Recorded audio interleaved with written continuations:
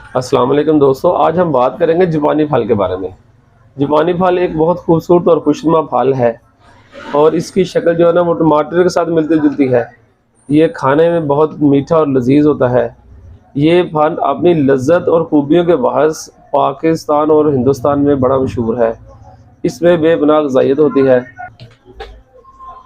اس میں protein, calcium, vitamin C, phosphorus, potassium اور کئی وٹامن اور اینٹی آکسیڈنٹ موجود ہوتے ہیں جو مختلف لوگوں میں جو بیماریوں کی وجہ سے اور یا غیر ضروری کھانے کی وجہ سے وقت سے پہلے بوڑھے نظر آنا شروع ہو جاتے ہیں، ان کی صحت اور خوبصورتی کے لیے جڑا بہت مفید ہے اور اس میں یہ دوبارہ اضافہ کرتا ہے۔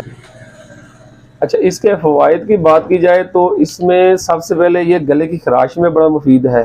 جو بندے چھوٹی موٹی کوئی کھانا کھا لینے سے گلے کی خراش کا استعمال یا سگریٹ نوشی کی وجہ سے کرتے ہیں تو یہ اس کے لیے بڑا مفید ہے۔